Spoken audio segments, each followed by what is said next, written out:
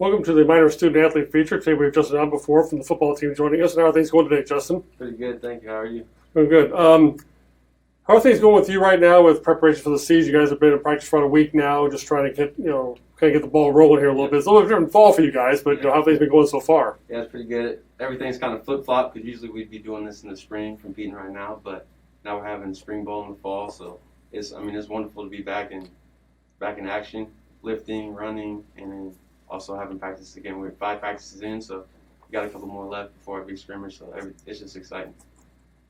It is though quite unusual here because normally you're getting ready for games this week and all that. Just be obviously about the middle of the season right now, but instead it's like a different version of spring ball right now for us and all that. And we'll have a season in the spring, but it is a little bit unusual for you guys. It's kind of this routine you're in right now. Yeah, it is different, but at the same time it can be looked at as a positive because the junior college transfers and the freshmen coming in, now they get a whole semester to learn everything that they would have tried to cram into the whole summer. So now they'll be more prepared. So.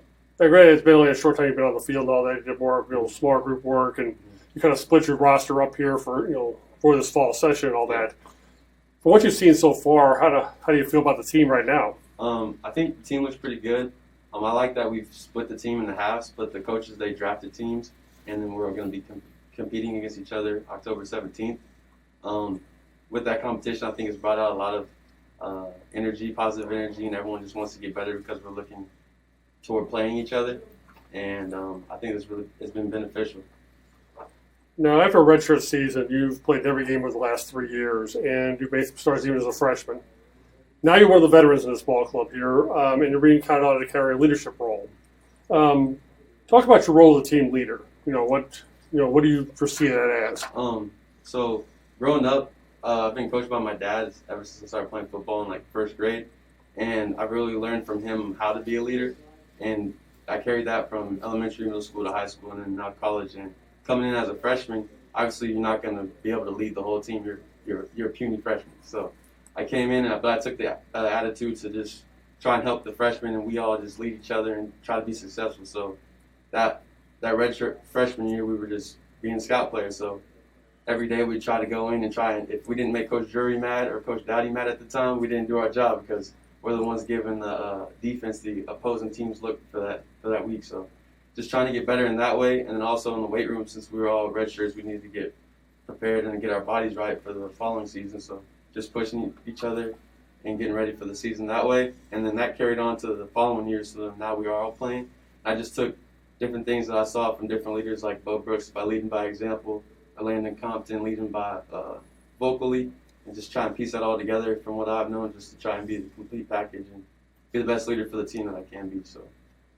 Now, you led the team in tackles last season from the safety position, but maybe your most significant play really was the breakup of the last play of the year, the very last play we had last year in the game against McHenry. We're holding a 1-point lead. They're going for 2 to try to win the game, and you broke up the 2-point conversion play at the goal line to preserve the win. Kind of take us back through that play a little bit here, for those who kind of watched it. So they had a pretty good drive to score on us. I actually had a mistake earlier in that drive. I should have picked the ball off, but I missed time to jump, missed the ball. Anyway, they score. It's time for the 2-point conversion. They line up in a formation that we practiced all week, and then they kind of did the motion, and we called a timeout. So then going back to the huddle, I kind of had an idea what they were going to do. And then talking to Coach Jury, he's asking what we want to do, if we want to chase the motion, whatever. And I said, yeah, I'll do it. And turns out they did that play that we were thinking, and tried my hardest, got to the ball, and tried to get a hand on it. Now, if we go back to that play, too, I remember watching this from the film and all that. The guy you're chasing is Matt Cole, who's right now in the Miami Dolphins practice squad.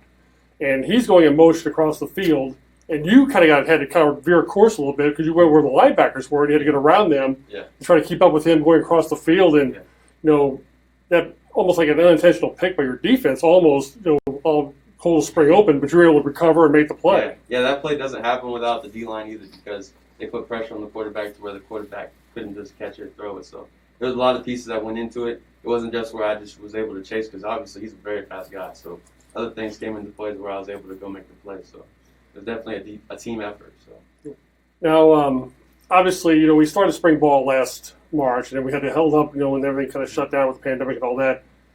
How'd you spend that time trying to prepare, last spring into the summer, trying to prepare for, coming back here for what first of all, it's going to be a fall season, but, Yeah. Now we have, different setup and all that. What'd you do in the late spring into the summer, this preparation? Yeah, so in the spring, after we had canceled classes, I went back home and was just working at the hospital as well as finishing my classes online, and then also just working out at home.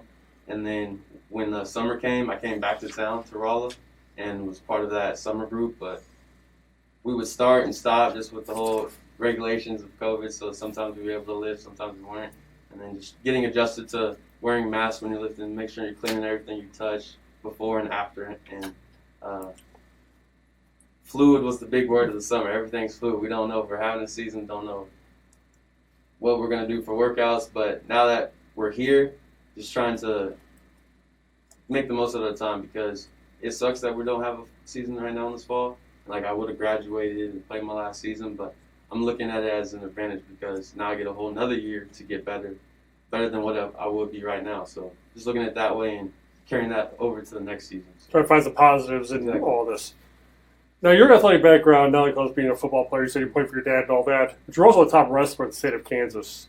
Now, obviously two different sports, but was there any kind of similarities in your preparation for football and wrestling from a mental standpoint, physical standpoint? No, I think I'm very glad that I wrestled. A lot of the stuff that I learned from wrestling translates to football. So the biggest thing I got from wrestling was definitely discipline, because you got to make weight twice a week before you can go out and wrestle somebody. So you got to watch what you eat, watch what you drink, that type of stuff. But then another thing is the work ethic and the grit that you develop through becoming a wrestler, because you have 2-hour practices after a long day of school. Then after your practice, you go and run, and you're practicing in like a sauna essentially, and you got long sleeves on. So it's definitely the hardest sport that I've ever played, but I think I'm a better football player for it as far as tackling and just being physical.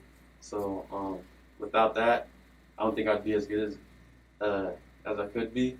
And also, like, I tip my hats off to any guys that are wrestling in college, because, like I said, I think it's the hardest sport that you could do, and you gotta be crazy. So. Now, what made you decide to attend Missouri S&T? I decided to come to S&T because I looked at the academic aspect of it and how I saw that there was a lot of potential to become ready for anything after my degree. So I came in knowing I wanted to do something in the biology field. And after meeting with Dr. Westenberg and talking to other people on campus, I thought that S&T would be a great fit because of how the S&T name carries weight, and also you're getting an education that's a lot different than just a standard. You're getting a STEM school education. So. Now, you're mentioning, biological science, you mentioned Dr. Westenberg, who's up in that department and all that. What made you decide to choose that route for a major? So growing up, when I was in middle school and the beginning of high school, I was diagnosed with Crohn's disease, and with that whole experience and learning on what it was and getting on the right path through the doctor, I learned that I want to help people in that type of way.